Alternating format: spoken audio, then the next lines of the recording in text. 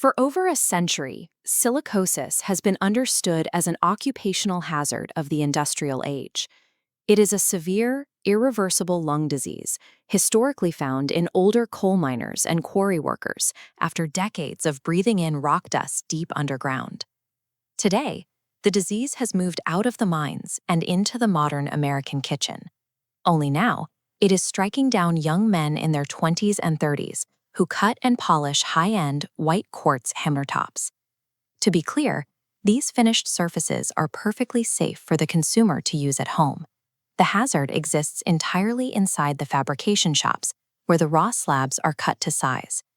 We are watching an ancient respiratory disease collide with a modern building material, resulting in a rapidly accelerated occupational epidemic. The material driving this crisis is engineered stone. While it mimics the aesthetic of natural rock, it is actually a manufactured composite, binding crushed quartz together with synthetic resins and pigments. This chart shows the stark difference in crystalline silica content between common building materials. Natural marble sits under 10%. Granite hovers around 30%.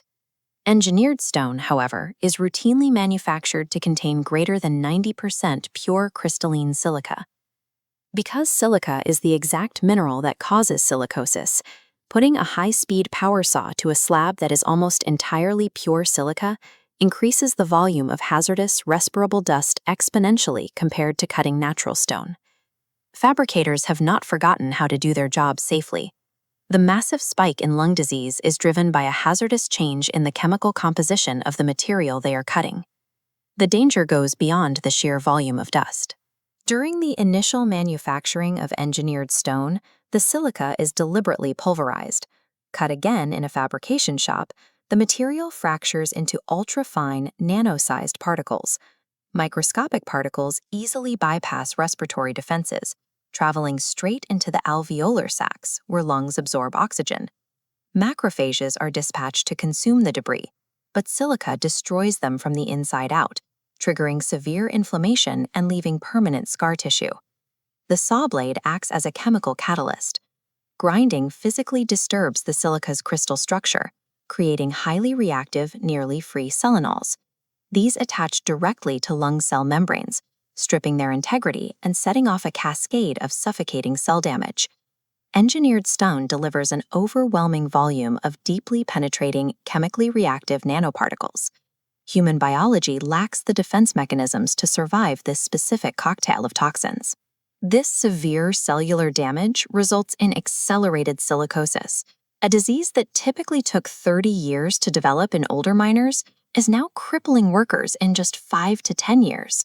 Standard personal protective equipment cannot stop it. Basic N95 masks rely on woven fibers to trap standard dust, but the nano-sized silica particles released by engineered stone slip right through the filters and into the workers' airways. Industry-standard engineering controls also fall short. Spraying water on a saw blade while cutting kept natural stone workers safe for decades, but with engineered stone, it still leaves airborne silica concentrations drastically above legal exposure limits.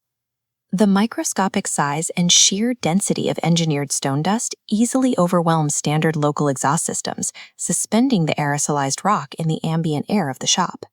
The standard masks, the water hoses, and ventilation fans that formed the occupational safety net are entirely ineffective against this specific engineered material.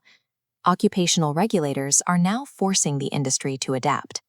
In the United States, agencies like OSHA have enacted emergency standards to actively track silicosis cases and strictly enforce lower silica exposure limits on fabrication shops. Other nations have moved past regulation and straight to elimination. In 2024, Australia implemented a world-first total ban on the use, manufacture, and fabrication of engineered stone. These aggressive legal responses confirm that the hazard is systemic. To stay in business, the construction industry is being pushed to transition towards safer, silica-free surfacing alternatives. For shops that continue to cut engineered stone, safety protocols must be absolute. Because halfway measures leave workers exposed, total integrated mitigation systems are now required. This means utilizing fully water-fed tools alongside continuous sheet wetting. installing powerful, strictly maintained localized exhaust ventilation, and running digital air monitors to prove the ambient air is actually safe to breathe. Fabricators must also upgrade their gear, discarding half masks in favor of tight-fitting, powered air purifying respirators, equipped with specialized combination filters to block both the nanosilica and the chemical resins. But the ultimate safeguard for workers happens away from the tools, through proactive, routine medical surveillance. Because standard X-rays frequently miss the initial stages of lung fibrosis, workers must receive low-dose CT scans to identify the disease early when medical intervention can actually make a difference. Silicosis is completely irreversible.